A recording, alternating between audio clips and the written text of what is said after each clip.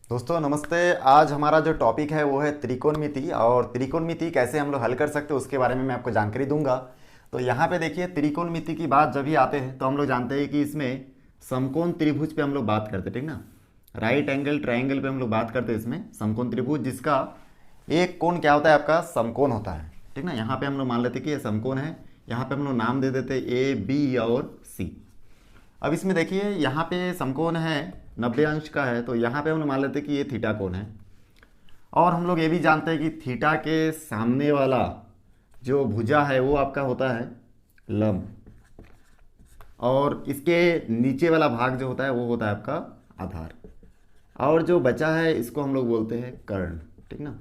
आप लोग पाइथागोरस प्रमेय पढ़े होंगे, जिसके अनुसार ये जो हमारा कर्ण होता है, ये लंब और आधार इन दोनों को जोड़ के अगर वर्ग करेंगे, जितना आंसर आएगा कर्ण अकेला का उतना ही हमारा आंसर आएगा। तो इतना हम लोग जानते हैं। अब यहाँ पे त्रिकोणमिति में हम लोग जानते हैं कि तीन भुजाओं वाला आकृति को हम लोग क्या बोलते हैं, त्रिकोणमिति। तो इसमें मैं बेसिक आपको बताऊंगा कि क्या क्या होता है। तो त्रिकोणमिति में कुल मिला के 6 अनुपात होता है। तो सबसे पहला इसमें होता है साइन थीटा, और साइन थीटा, ठीक है, कॉस थीटा, ऐसा करके 6 अनुपात इसमें होता है। Tan theta, cot theta, tan theta, sorry tan हो चुका है, इसमें सेक थीटा, और उसके बाद आएगा कॉसेक थीटा।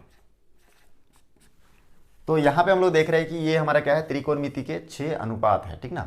अब इस अनुपात को अगर हम लोग भुजा के रूप में बिठाएं, ठीक ना, भुजा के रूप में अगर दर्शाएंगे तो हम लोग एक सूत्र का उपयोग करते हैं, ठीक ना।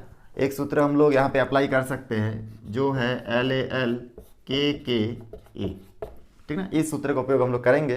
तो ये पहला 3 के लिए है। तो पहला 3 में हम लोग देखेंगे L मीन्स लंब, K मीन्स कर्ण, A मीन्स आधार, K मीन्स कर्ण, L मीन्स लंब, A मीन्स आधार।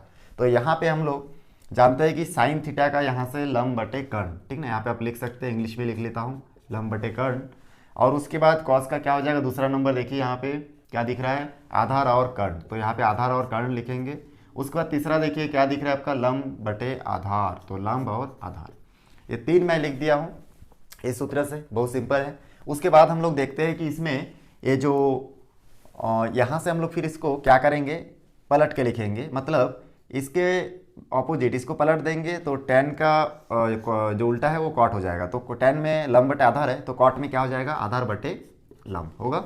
उसी प्रकार से कॉस को भी हम लोग क्या करेंगे, इसको पलट देंगे तो हमको सेक का मान प्राप्त हो जाएगा। तो हम लोग यहाँ पे लिख सकते हैं, कॉस का था आधार बटे कर्ण, तो सेक का हो जाएगा कर्ण बटे आधार। और उसी प्रकार से यहाँ से हम लोग साइन को भी देखिए, अगर हम लोग पलट देंगे तो साइन का था लंब बटे कर्ण, ये हो जाएगा कॉसेक का हो जाएगा कर्ण बटे लंब। अब ये क्योंकि हम लोग जो लिखे हैं ये सब क्या है, भुजा है, ठीक ना, जो अनुपात था, और ये है हमारा त्रिकोणमिति अनुपात। तो अनुपात को हम लोग भुजा के रूप में जब लिखेंगे, ठीक ना, तो इस प्रकार से हम लोग लिख सकते हैं। नीचे जो मैं लिखा हूँ ये भुजा के रूप में लिखा हूँ। अब अगर आप चाहे तो यहाँ से इसको अनुपात को अनुपात के रूप में भी लिख सकते हैं। तो देखिए, साइन थीटा किसके साथ हम लोग रिप्लेस किए हैं, साइन थीटा का ऑपोजिट क्या है, कॉसेक थीटा। तो हम लोग साइन थीटा के उल्टा में हम लोग लिख सकते हैं 1 कॉसेक थीटा। उसी प्रकार से कॉस थीटा के हम लोग विपरीत लिख सकते हैं क्या, सेक थीटा, तो 1 सेक थीटा। उसी प्रकार से टेन के उल्टा हम लोग लिख सकते हैं कॉट थीटा, ठीक है। और उसी प्रकार से सेक के उल्टा में देखिए क्या जा रहा है, कॉस। तो इस प्रकार से हम लोग लिख सकते हैं, कॉट छूट गया इसमें, तो कॉट को हम लोग लिख लेते हैं। तो कॉट का उल्टा हो जाएगा 1 यहाँ पे 1 कॉट थीटा हो गया, कॉट का उल्टा आ जाएगा 1 टेन थीटा। और उसी प्रकार से सेक में हम लोग जाएंगे तो इसमें हम लोग देखेंगे हो जाएगा 1 कॉस थीटा, क्योंकि कॉस का उल्टा है, देखिए ये लकीर अब दिख रहा है, ठीक है, ये जो मैं यहाँ पे शो करके रखा हूँ। उसी प्रकार से कॉसेक जो है, देखिए साइन का उल्टा, कॉसेक का जो मान है साइन का उल्टा हो गया था। उसी प्रकार से हम लोग साइन को लिख सकते हैं कॉसेक के सीधा में 1 साइन थीटा।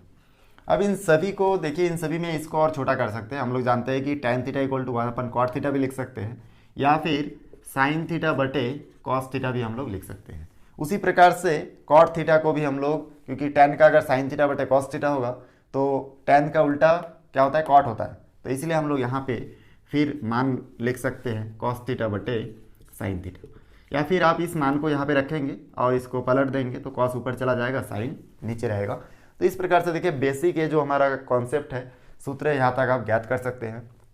उसके बाद देखिए इसमें तीन सर्वसमी का होता है। सबसे पहला सर्वसमी का आपका होता है sine square theta plus cos square theta equal to 1। दूसरा सर्वसमी का होता है हमारा 1 plus tan square theta equal to sec square theta. और तीसरा हमारा सूत्र होता है 1 plus cot square theta equal to cosec square theta.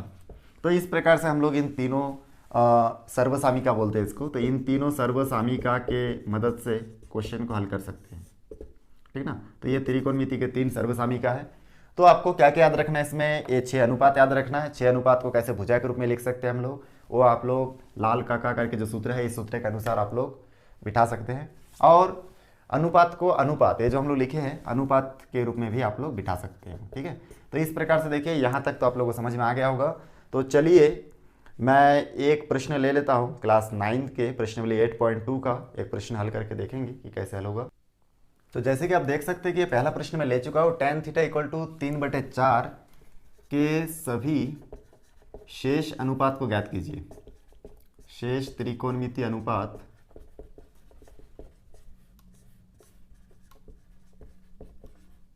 ज्ञात कीजिए, ऐसा करके लिखा हुआ है। तो देखिए हम लोग शेष सभी त्रिकोणमिति अनुपात को ज्ञात करने के लिए क्या करेंगे, हम लोग बेसिकली यहाँ पे देख रहे हैं कि एक वैल्यू दिया गया है। तो हम लोगों को सबसे पहला काम है कि एक त्रिभुज हम लोग बना ले। यहाँ पे 10 के जगह पे दूसरा कोई भी संख्या हो सकता था, लेकिन हमको उससे घबराना नहीं है। तो यहाँ पे हम लोग क्या करेंगे, tan थीटा इक्वल टू 3/4 दिया है, हम लोग हल लिख लेंगे और एक समकोण त्रिभुज बना लेंगे, साइड में हल लिख लेंगे। और जो दिया है इसको पहले एक बार नोट कर लेते हैं, tan थीटा इक्वल टू 3/4। उसके बाद आप जानते हो कि यहाँ पे जो tan का जो वैल्यू दिया है, मतलब हम लोग एक सूत्र यहाँ पे पढ़े थे और वो सूत्र था LALKKA, ठीक ना। तो इसमें हम लोग जानते हैं कि तीसरा नंबर, पहला साइन का मान, फिर कॉस का मान और फिर होता है tan का मान, ठीक ना। यहाँ पे लिख सकते हैं भाई पहला वाला क्या है, साइन थीटा का वैल्यू, ठीक ना, साइन थीटा के हिसाब से बिठा सकते हैं। दूसरे को हम लोग कॉस थीटा और तीसरा होता है tan थीटा, और इसी को पलट देते हैं तो फिर कॉट सेक और कॉसेक हमको प्राप्त होता है। तो यहाँ से आप देख सकते हैं कि ये जो tan थीटा का जो वैल्यू है लंब बटे आधार, मतलब ये जो मान दिया है ये है आपका लंब और ये है आपका आधार। तो इस समकोण त्रिभुज बनाने के बाद इस समकोण त्रिभुज में लंब के जगह पे लंब का वैल्यू लिखिए और आधार के जगह पे आधार का वैल्यू लिख दीजिए। तो आपको दिख जाएगा कि यहाँ पे एक कोण जो है छूट गया है, एक भुजा का जो मान है हमको पता नहीं है, जैसे कि कर्ण का मान। अब इस वैल्यू को पता करने के लिए हम लोग इसमें पाइथागोरस प्रमेय लगाएंगे। तो यहाँ पे हम लोग लिखेंगे पाइथागोरस प्रमेय से, ठीक ना। पाइथागोरस प्रमेय से हम लोग क्या कर सकते हैं, देखिए पाइथागोरस प्रमेय से हम लोग यहाँ पे जानते हैं कि कर्ण का स्क्वायर बराबर लंब का स्क्वायर प्लस आधार का स्क्वायर होता है, ये हम लोग जानते हैं। अब यहाँ से हम लोग जानते हैं कि कर्ण का स्क्वायर मतलब कर्ण का वैल्यू यहाँ पे नहीं है, यहाँ पे आप नाम देने से दे सकते हैं ABC। तो कर्ण मीन्स क्या है, AC है, तो इसका स्क्वायर। लंब मीन्स देखिए B और C है, तो BC का स्क्वायर। और आधार मीन्स क्या है, AB का स्क्वायर। तो इन सब में वैल्यू जो है AC का हमको मालूम नहीं है, BC का मान हमको मालूम है, B और C लंब है ना। तो लंब हम लोग यहाँ से पता कर लिए, क्योंकि यहाँ पे ऊपर वाला क्या होता है, हमेशा लंब होता है, tan का मान लंब बटे आधार होता है, ठीक। इसलिए हम लोग लंब के जगह पे 3 बिठाएं, आधार के जगह पे 4 बिठाएं यहाँ पे चित्र में। तो इस चित्र को देख के या फिर यहाँ पे देख के भी डायरेक्ट आप लंब के जगह पे 3 का स्क्वायर और आधार के जगह पे 4 का स्क्वायर लिख लीजिए। जब भी हमको त्रिकोणमिति में किसी एक भुजा का मान नहीं मालूम रहता है तो हमेशा हम लोग क्या करते हैं, त्रिकोणमिति का उपयोग करते हैं। तो यहाँ पे हम लोग त्रिकोणमिति का उपयोग कर रहे हैं। तो यहाँ पे हम लोग देख रहे हैं, इसको 2 बार गुना करेंगे 9 आएगा, इसको 2 बार गुना करेंगे 16 आएगा। तो AC का स्क्वायर और AC इक्वल टू यहाँ से रूट पक्षांतर होके, ये जो स्क्वायर है पक्षांतर के रूट में कन्वर्ट हो जाएगा। यहाँ पे 9 + 16 बचेगा, इसको हम लोग ऐड करेंगे 25 बचेगा। और इस प्रकार से AC का जो वैल्यू है हमको कितना प्राप्त होगा, देखिए 25 का हम लोग जानते हैं कि 5 × 5 = 25 होगा। और इस प्रकार से 5 हमारा वर्गमूल निकलेगा, क्योंकि एक जोड़ी में से एक संख्या बाहर होता है। तो AC का फाइनली वैल्यू हमको कितना प्राप्त हुआ, 5। अब इस 5 को हम लोग क्या करेंगे, यहाँ पे लिख देंगे कर्ण के जगह पे। तो हम लोग देख रहे हैं कि समकोण त्रिभुज के सभी कोण हमको पता चल गया। यहाँ पे हम लोग को कर्ण का मान पता नहीं था, ठीक ना। ये जो कर्ण है इस कर्ण का वैल्यू पता नहीं था, लेकिन लंब का वैल्यू हमको पता था, कितना है, 3 है, ठीक ना। ये 3 दिख रहा है आपको, और आधार का वैल्यू भी आपको दिख रहा होगा 4, ये दिख रहा है। तो लंब का वैल्यू हमको 3 प्राप्त था, आधार का 4, कर्ण का मालूम नहीं था, इसलिए पाइथागोरस प्रमेय लगाए। पाइथागोरस प्रमेय के अनुसार जो सबसे बड़ी भुजा है कर्ण, ये इसका वर्ग बाकी 2 छोटी भुजाओं के वर्ग के योग के बराबर होता है। तो इसलिए हम लोग कर्ण स्क्वायर इक्वल टू लंब स्क्वायर और आधार का स्क्वायर लिखे, और उसके बाद जो जो वैल्यू हमको मालूम है चित्र में देख के या फिर यहाँ से देख के भी आप लिख सकते हैं। लिखने के बाद यहाँ से आपको दिख रहा है कि AC इक्वल टू 5 आपको प्राप्त हुआ। तो अब हमको देखिए पूरा सभी कोण का जो सभी भुजाओं का मान हमको प्राप्त हो चुका है। अब हम लोग बहुत आसानी से शेष tan को छोड़ के बाकी सब शेष त्रिकोणमिति अनुपात को हम लोग बता सकते हैं। तो सबसे पहला अनुपात यहाँ पे मैं शुरू करता हूँ यहाँ से। तो यहाँ पे देखिए सबसे पहला अनुपात होता है साइन थीटा। तो साइन थीटा का क्या होता है, लंब बटे कर्ण होता है। तो लंब बटे कर्ण लिखेंगे और इसका जो वैल्यू है उसको हम लोग लिख सकते हैं, लंब का मान कितना है 3 है और कर्ण का वैल्यू कितना है 5 है, तो 3/5 आसान है। फिर कॉस थीटा का देखिए यहाँ से देख सकते हैं क्या होता है, कॉस थीटा का होता है आधार बटे कर्ण। तो यहाँ पे लिखिए आधार बटे कर्ण और आधार का वैल्यू 4 और कर्ण का वैल्यू 5। ठीक, उसी प्रकार से tan का वैल्यू तो दिया ही है पहले से प्रश्न में। तो कर्ण का क्या है, सॉरी tan का क्या होता है आपका लंब बटे आधार होता है। तो इस प्रकार हम लोग यहाँ पे लिख सकते हैं 3/4। और कॉट का वैल्यू क्या होगा, तो tan का उल्टा कॉट होता है, हम लोग जानते हैं। तो यहाँ से ही देख के देखिए, हम लोग इससे पहले भी देखे थे, tan जो है कॉट का ऑपोजिट होता है, ठीक ना। उसी प्रकार tan का ऑपोजिट कॉट होता है, कॉट का ऑपोजिट tan होता है। तो tan का जो वैल्यू है उसी को पलट देने से हमको कॉट का वैल्यू पता चल जाएगा। और यहाँ पे आप लिख सकते हैं आधार बटे लंब और यहाँ पे वैल्यू भी पलट जाएगा 4/3। उसी प्रकार से हम लोग जानते हैं कि इसके बाद होता है सेक थीटा। सेक थीटा का मान जो है कॉस का उल्टा होता है। कॉस का मान क्या है, आधार बटे कर्ण। तो यहाँ पे हो जाएगा कर्ण बटे आधार और ये मान भी पलट जाएगा यहाँ पे 5/4। उसी प्रकार से साइन का उल्टा होता है कॉसेक, ठीक ना। सेक के बाद कॉसेक आएगा। तो कॉसेक थीटा इक्वल टू हम लोग लिख सकते हैं, साइन को पलट के लिखेंगे कर्ण बटे लंब और यहाँ से इसका वैल्यू देखिए 5/3 हो जाएगा। तो इस प्रकार से देखिए 1 2 3 4 5 6 वैल्यू हम लोग प्राप्त कर लिए। 6 वैल्यू प्राप्त नहीं करने से 5 भी लिख सकते थे, मैं इसको भी लिख दिया हूँ बीच में। बाकी इसको छोड़ के, ठीक ना, ये जो tan थीटा है इसके मान को छोड़ के बाकी 5 मान हम लोग प्राप्त कर लिए। तो बहुत ही सिंपल था ये वाला क्वेश्चन। इस वीडियो को शुरू से आखिर तक देखने के लिए धन्यवाद।